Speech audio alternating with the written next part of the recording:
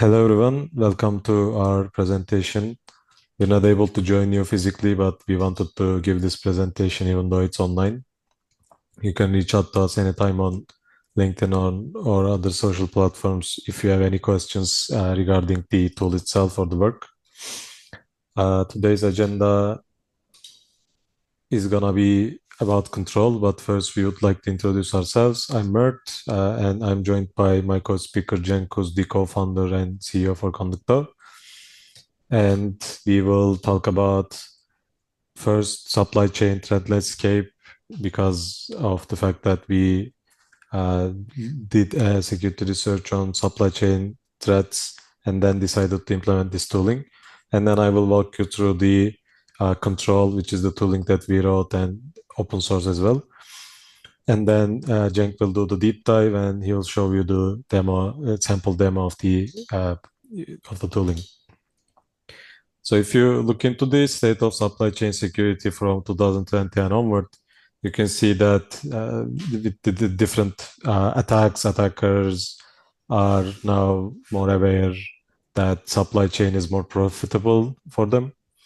And you can see from the Reversing Labs report that it has a lot of increase in terms of threats. And it is expected to get increase as the years goes on. And I think this year was even more. We saw even more attacks than the last couple of years. And if we look at the common root causes, we can see the repo jacking and typo squatting, which are the most prevalent ones.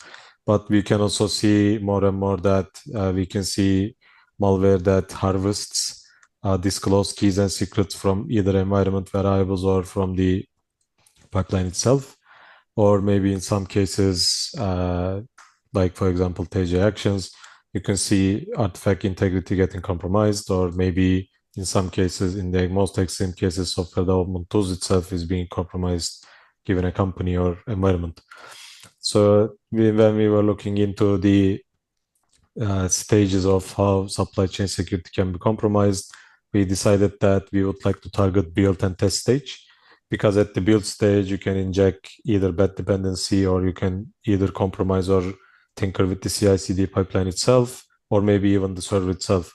So we wanted to develop a tool to protect build stage so that we can make sure at the deployment or in the production, our code is secure. And to do that, we analyzed supply chain malware. And we specifically targeted supply chain malware who can execute actions during the installation stage, because when you take a look at the build or test stages, most often what we do is we gather libraries for our application to run, and we install or bundle the application together in a container or some form of a VM.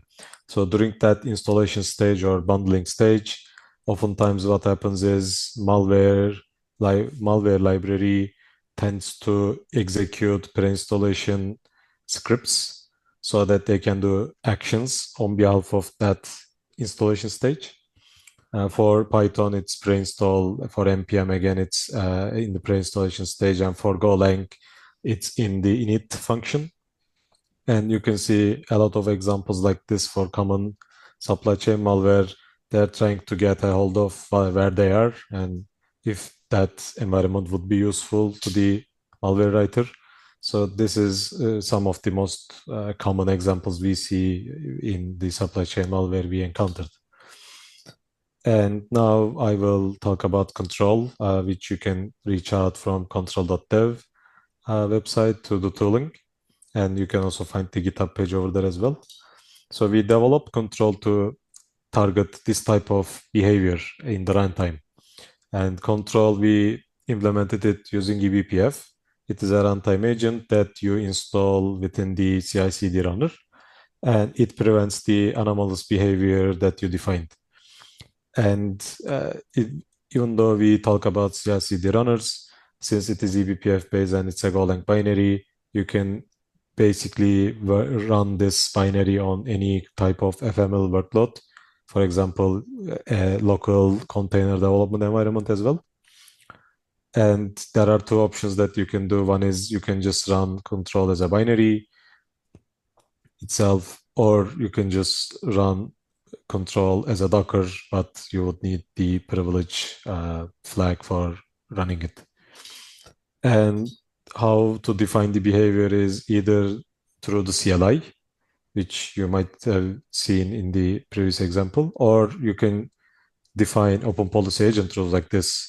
When you define the rule and put it into the directory within the control repository or control directory, there is an OPA directory for you to put your rules, and it will bundle them together during the compilation.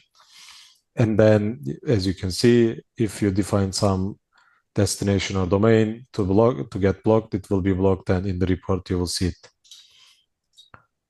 So now I will hand over to Cenk to talk about some design decisions that we take and the challenges that we face during the implementation. Hello, everyone. This is Cenk speaking. And in the second part of the presentation, I will explain what kind of design decisions we made and how we are planning to improve the existing eBPF controls to cover more and more supply chain security attacks. The idea was pretty straightforward since the attack surface is now focusing on the CI/CD runners. And since the CI/CD runners contains pretty sensitive information, we were planning to block or monitor the egress traffic first. But in order to find egress traffic, we are also targeted to find DNS requests and responses. And since we are talking about the full syscall access, we are actually able to check the spawn process or get a detailed process tree, even control or have an access over the file read and write permissions. However, in the current version or the released version, we focused on the egress traffic and DNS responses only. But with the OPA engine, we will basically have endless capabilities to even put more and more observability over all the CI/CD pipelines. So the design decisions is pretty straightforward since we have an eBPF agent running in the with root permission in the all the CI/CD pipeline. Based on the actions, we can basically check the vulnerability in the userland process using OPA rules, and can decide if this action is or if this event is a malicious event or not malicious event. So this is the overall idea. However, the eBPF capabilities comes with different decision-making processes or decision trade-offs. As you go down below the control layer, you may lose some context over the events or process itself. However, in the upper layer, in the application layer, or if you go through the applications, then based on the syscalls that you may want to use, you may need to put more effort to fine-tune which process or what kind of process should be used. An example of that could be trying to figure out the HTTPS traffic. So if you are planning to see the content of the HTTPS traffic, then you may need to go with the application layer or close the application layer syscalls to do this operation. So what we have done is that since we mostly focus on the outbound or egress traffic, we decided to go with these events. For TCP events, we are checking the TCP connect and TCP close events. This is how we track event process, target IP address or IP addresses, and how the connection is being constructed. Similarly, we are also checking the UDP events for a few different reasons. Obviously, one was the DNS events, and again, UDP also can be utilized to exfiltrate some sensitive data. DNS events are getting checked through the SKB consume UDP events. And finally, we are deciding if this event should be blocked or not using C group events. Obviously, based on the Cisco's capabilities, we may choose additional approach, but this is what we have seen is looking very good in different environments. And one of the reasons we want to have an open source tool is not just to use this tool on the GitHub Actions or any cloud-based actions. Right now, we have some partners that are using this technology in a slightly modified way in their on-premise resources to enforce some tools or some policies in their CI/CD pipelines. And again, as discussed, the decision-making process is being decided in the user space with an OPA-based engine. One feedback that we received recently was to switch to a more straightforward YAML-based engine, and this is one of the improvements that we will make in the next version of the control. So how the flow is usually goes, this is a real example. During the development of these processes, we have a sandbox environment that constantly we check and test the malicious activities to understand their common payloads. And this is one of the common exfiltration technique that constantly being used or seen in the community. So the idea is pretty straightforward again. One of the actions or events is calling an outbound actions and exfiltrating the environment variables or maybe with some other additional details, and those details are getting captured by the malicious actors. Here we have a sample use case that simulates the same thing. And in this example, we are going to use webhook site to exfiltrate this same operation. So how the activities goes on? So first we have a TCP connection, and we are checking this TCP connection and understand this it's connected. Since TCP is using three-way handshake, it is pretty easy for an eBPF engine to track the whole process of a whole flow of a process in this perspective. So while after the initial TCP connection, we also check the DNS, resolve the DNS addresses. This is also pretty straightforward because malicious actors tend to use legitimate DNS addresses. So having the DNS, just DNS access will not be enough. However, we are also adding this as an additional security item on our system. And finally, all the data that we capture is being sent to userland, and the OPA rules checks this userland action and immediately decide if the connection should be blocked or not. And obviously, we can inform the user in the pipeline if there is something fishy going on while running this CI/CD process. So, by the way, we are also start working to visualize this whole process in a graph database. So this is an example. Here you can see that what kind of actions is going on a real identified malicious activity in the pipeline. So here you can see that we have a wrapper, Python wrapper. It's triggering an npm install, and this npm install runs an sh command, which triggers a curl command, and this curl command is actually the data exfiltration part that we have been discussing since the beginning of the presentation. Obviously, this is not the only way for malicious actors to use this kind of attack. Recently, we started to see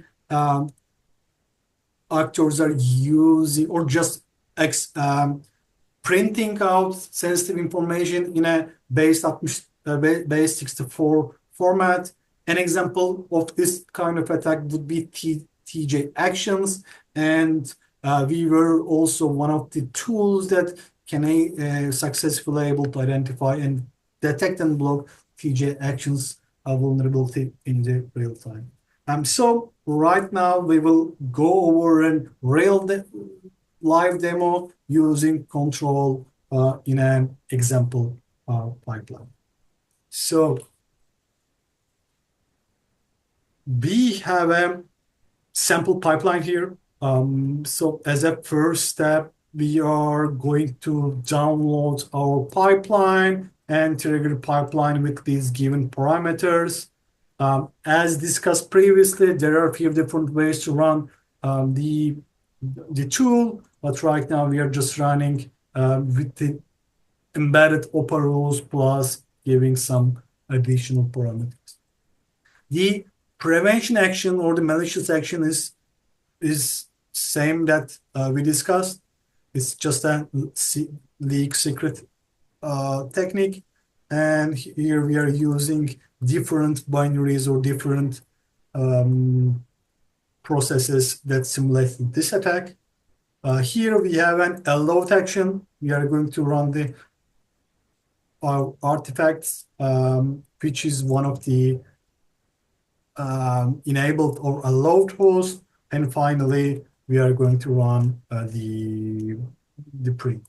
So let's put in sample commit, this commit, and we will check the commit activities in the actions in the pipe. And in the most left menu, we have an URL to double check if the actions will succeed or not. So again, since this is running in the in the kernel space, it will require super user privileges. And obviously it can add few seconds, not much, to your pipeline, but we will see that this pipeline will be completed in a few seconds. Run the pipeline, trigger it, and wait for the results. So the security company is expecting to have an increase in this kind of attacks. Obviously, JavaScript and Python are the most targeted programming languages. However, we have seen examples in Go, Ruby as well. So this means that if you are using either those languages particularly, we are strongly advising and suggesting to use a known registry. In the meantime, the events yeah. So as you can see, the both of the prevention has been prevented or stopped. Since we are literally stopping the network activities for that process to that target address, the application thinks the network either unreachable or connection is not timeout. Obviously, alert actions are able to run as expected. So artifacts have been downloaded. Also, index.html have been saved and downloaded as well.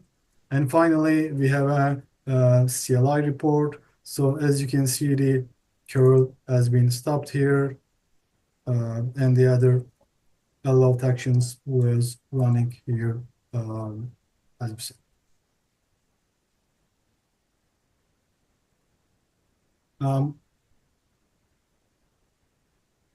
So if you have any questions or if you are planning to support the project, create a pull request or maybe add an additional check, feel free to reach out to us or even go to the control.tab. You can easily push a new feature to the product itself. Thank you for having us, and feel free to reach out if you have any questions.